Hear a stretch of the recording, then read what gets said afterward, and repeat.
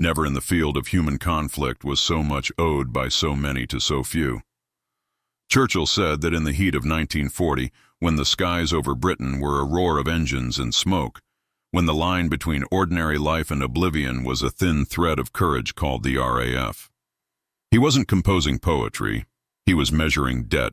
He was telling a nation, our survival hangs on a handful of pilots who keep climbing into the storm. And he was telling the rest of us something else, something you can use tonight. When life attacks, it won't ask if you're ready. It will ask if you'll climb. Let's go back to that room. Maps pinned across the walls, cigarettes burning down to ash, voices low and urgent. He steps forward. The country is tired, afraid, frayed at the edges. The easy thing would be to promise quick relief. He refuses. He names the cost. He names the stakes. And then he gives a guiding star.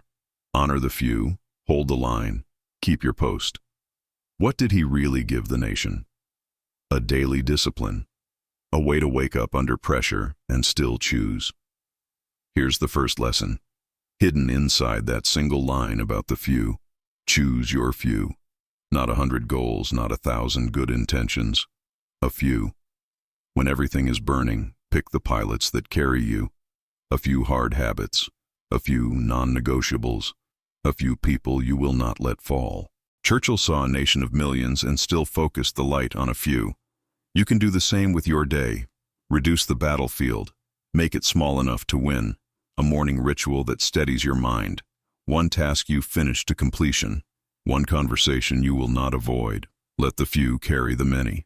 Now imagine the sound fades. The war room doors close. The crowd disappears. What's left is a man at a desk, ink drying slow, and a letter that almost trembles in his hands. It's 1915. The Dardanelles has gone wrong. He resigns as First Lord of the Admiralty in disgrace. No lights, no applause. Just failure at full weight, sitting on his chest. He writes to his wife Clementine with the kind of honesty that is painful even to read. The man who would hold the line for a nation is, in this moment, just a human being facing ruin. Can you see his face by that weak lamp? The look of someone wondering if the story is over.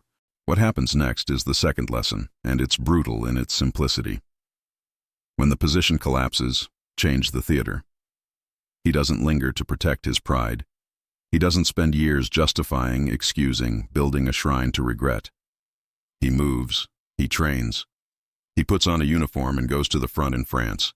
He learns to command again on the ground, close enough to mud and fear to remember what leadership actually costs. He picks up a brush and begins to paint, a man with storm in his head choosing color as a way to breathe. He builds his will with actions, not arguments. Think about your last failure, the one that left you smaller, quieter, unsure. Did you build a monument to it in your mind? Churchill's letter is a map for that specific darkness. Step out of the echo chamber. Don't rehearse the loss until it becomes a creed. Step into new work, new routines, even humble ones. Pick up a real task that makes your hands move. Mourn what you must, yes, but then put on your boots. The page turns only when you do. By the way, that painting? It wasn't a hobby for idle hours. It was active recovery. The mind under siege needs a second front. Not more worry, not more news, but something stubbornly alive. He learned the art of attention, choosing a landscape over the loop of regret. You don't need oil and canvas to do this. You need one practice that absorbs you without destroying you. 10 minutes a day, then 20. Persist longer than your discouragement. But let's not pretend the story is soft. He came back to power years later to face another darkness, one he had warned about long before others dared to say its name. Fulton, Missouri, 1946. A different room, a different war, but still the same voice, resolute, measured, unafraid to offend illusions. From Stettin in the Baltic to Trieste in the Adriatic, an iron curtain has descended across the continent. He put words on a danger that many wanted to ignore because it was inconvenient, because it upset the dream that peace solves everything by itself. He chose clarity over comfort. And there's your third lesson. Name the problem, even when it costs you. In your life, the Iron Curtain is not a geopolitical boundary. It's the line you refuse to describe because the truth would force change. the habit you minimize, the relationship that is drifting into contempt, the job you cling to even though it's hollowing you out, the debt you pretend is manageable. Name it. If you will not name it, you will not fight it. And if you will not fight it, it will own your days. Clarity breaks paralysis. Churchill didn't only shout about enemies.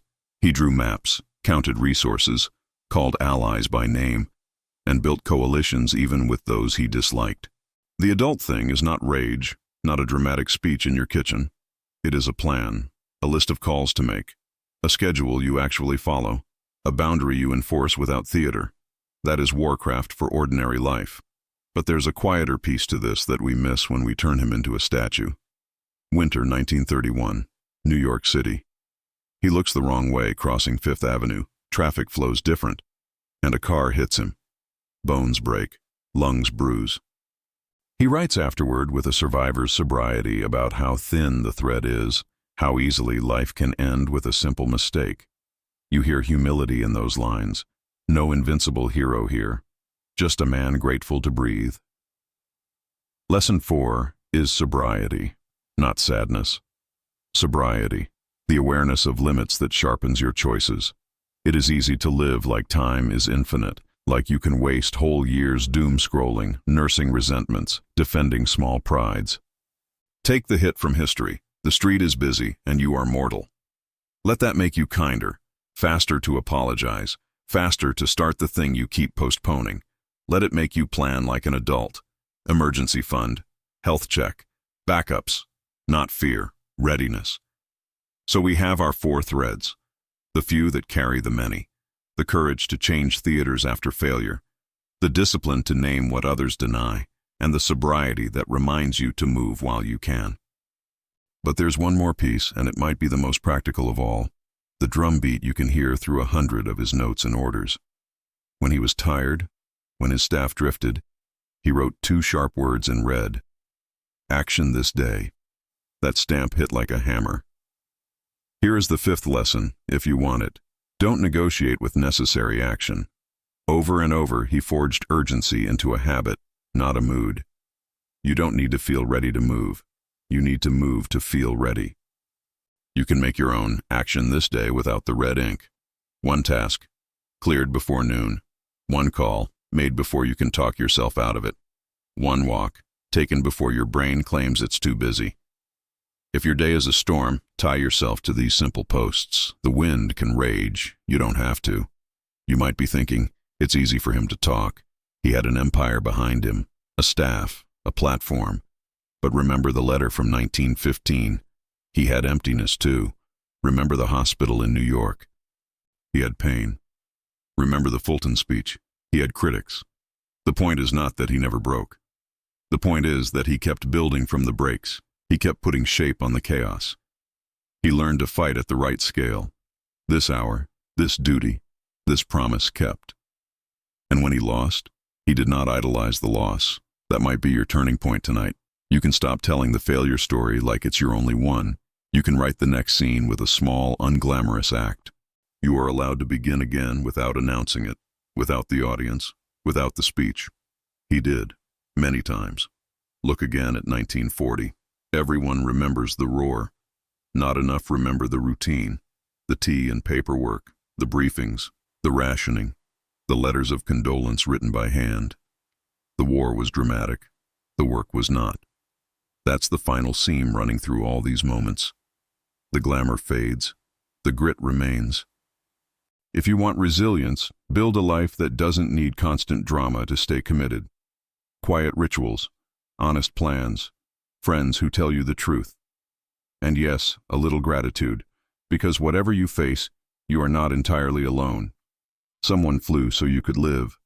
Someone taught you, covered for you, forgave you. Honor them by how you carry this day. Pause with me and picture this. A dim office, a map pricked with tiny flags, a pen scratching orders, a man who looks old and young in the same hour, exhausted and alert. He turns a page, not because he feels strong, but because the page must be turned. That is courage's true face. Not the roar, the turn. Midway, I want to ask you something plainly. Which of these 5 threads do you need most right now? The few that carry the many, the change of theater after failure, the naming of your iron curtain, the sober plan, or action this day? Tell me in the comments which one you'll put to work before tomorrow morning, and if this hit you in the right place, tap like so it finds someone else who needs it, and subscribe so you don't face your next hard night alone. Let's go deeper on each thread and make them real. The few that carry the many. In war, it was pilots. In your week, it might be sleep, a focused hour, and one honest conversation. 3 pilots. Protect them like your life depends on it, because it does. The trap is thinking improvement equals adding more. Churchill subtracted. He concentrated power. You can do the same by refusing to scatter yourself. Pick the few. Guard them. Change the theater after failure. He lost office. He lost face. He lost the inevitable upward trajectory we all silently worship. And yet he laced his boots, learned a different pace, and took his lessons to the mud. The modern version? After a failed project, go teach someone the part you do know. Apply for a role beneath your former title if it gets you back into real work. Learn a hard, specific skill. Paint, if not with color, then with effort measured in hours, not opinions. Build where your hands can see progress. You'll find your confidence in outcomes, not endorsements. Name your iron curtain, not with drama. Don't send a speech to your group chat or your ex. With calm, factual words on a page. This is the behavior. This is the cost. This is the line. Then act like a prime minister in your own life. Call your allies. If you've been hiding debt, tell the person who can help you do the hard math. If you've been drinking too much, tell the one friend who will put a plan in motion, not pat your back. If your job is killing you, stop telling yourself the market will magically reward your misery. Name it. Then work the levers available to you. It's less glamorous than a speech. It's also what works. Sobriety. After that car hit him, he wrote with gratitude. You can feel the breath in the words. There's a power in remembering how close the edge is. You do not need to flirt with disaster to feel alive. You can just notice the small miracle of an ordinary morning and let that light your discipline. Set 2 alarms, not because you're weak, but because you respect your limits. Put the phone in another room, not because you're a monk, but because you know how your mind works. Lock in basics so you can spend courage on what actually matters. Action this day. It's not a mood, it's a stamp on reality. The hardest part is the first 5 minutes. That's where you will want to negotiate. Don't. Use a simple ritual. Stand, count down from 5, and move. Start the email with a subject line only. Open the spreadsheet and type the first 3 rows. Put on shoes and step outside. The action is the signal. Your brain follows signals. Churchill didn't wait for courage to appear before giving orders. He gave orders, and courage came to meet them. Remember, the point of these stories is not to build an altar to a man, but to steal the tools he used and put them in your pocket. He was flawed. He made grave mistakes. He also stood again and again when standing mattered. He learned to turn fear into duty, duty into focus, and focus into execution. That's what you can take. So tonight, write 3 names on a small card, your few.